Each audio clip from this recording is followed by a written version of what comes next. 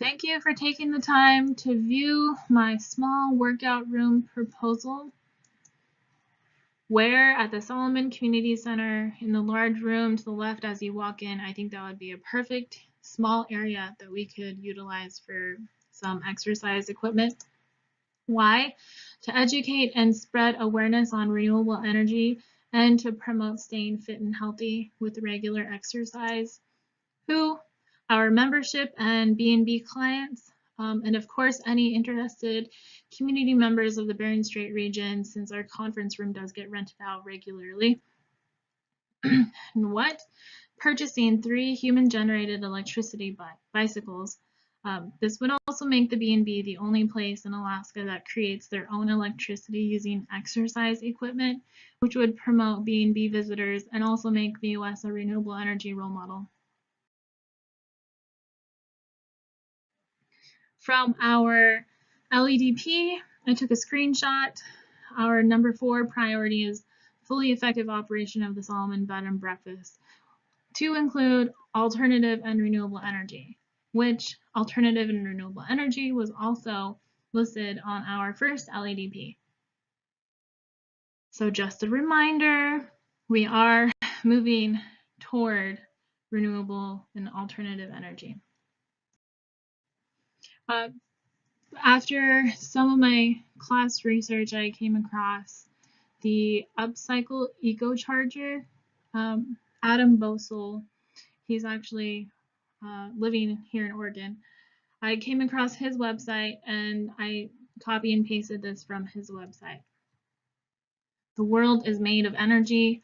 Keep it flowing. You can help make the world a better place using pedal power to delight, inspire, educate, and prove that we are an important part of a clean, renewable energy future. Your power company won't be paying you to exercise anytime soon, which in our case, that would be our diesel generator. But the 50 to 150 watts you create can power a phone, tablet, laptop, and even a TV with no more effort than a regular workout. So this is how he caught my attention. This is the 26-inch green microcycle plus minus bike. It has 5 different assist levels. So say it is not mounted, as it's called plus and minus, so you can have it mounted or not mounted, and you can use it outside like a regular bike. And when you're using it as a regular bike, this generator underneath the seat, with the electricity you generated, it charged the battery this generator automatically, and the bike offers you 5 different assist levels, which would assist you in pedaling the bike. Say you're getting tired and you had a long commute, the bike helps you pedal, and there are 5 different assist levels that you can use.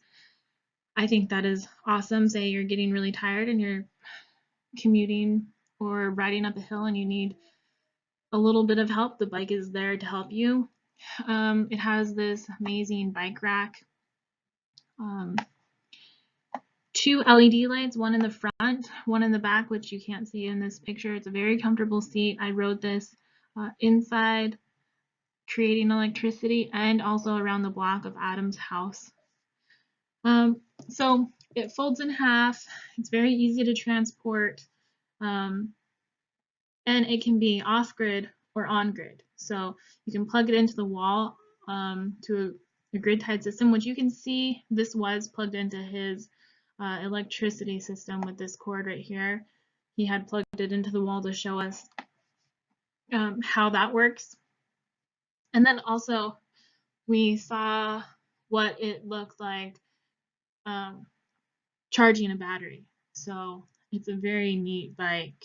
And it has multi-purpose uses. So say we want to use this bike at the community center to generate electricity for clients or membership to charge their iPods or their iPads, cell phones, laptops, instead of using our 10 kilowatt generator.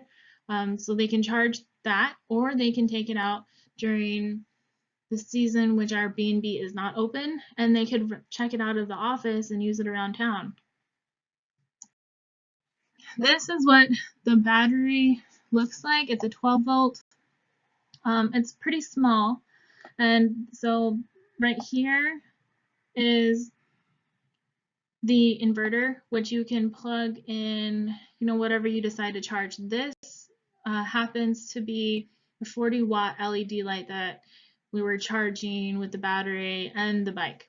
So here is the watt meter, which tells you what the battery is at currently, which is 12.34 volts. 1.6 watts is what the bicycle was generating right at that moment. And you can see the charge controller is right here, which is directly connected to the bike and also directly connected to the battery with these cables. So this is the little setup. It's very user-friendly, just the basic knowledge, which is easy to learn, that you would need in order to set it up. What is a charge controller? So just the basic knowledge I wanted to share with you to tell you how easy it is. So this is what the charge controller looks like. These are two different charge controllers, and then this is the mounting he created and designed for his bikes. So this would come with the bikes. Anyway, so a charge controller is it's like a battery regulator. It limits the rate at which electric current is added to or drawn from electric batteries. It prevents overcharging and may protect against overvoltage, which can reduce battery performance or lifespan and may pose a safety risk. So it's just regulating the amount of watts you are creating and sending to the battery so that the battery is going to stay efficient longer. And it's also for safety precautions, so that the battery doesn't overcharge and so that it isn't undercharged. It's a really great tool to use in any grid system you're using. So a charge controller is something also that I had learned about and which I hope Solomon could utilize when we have our own little grid system with wind and solar energy.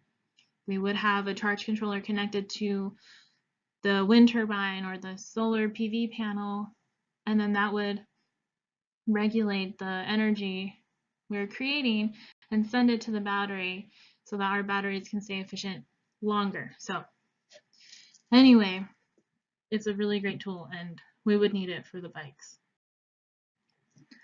This is also on the plus minus bike. It's a little LCD screen and you can see this is the assist level that you can choose up to 5. And you'll see the time, you can see how fast you're going, and then also your distance. This is a picture of the plus minus bike folded up. It can easily fit in the back of a small car, and it could fit in the back of our vans, trucks.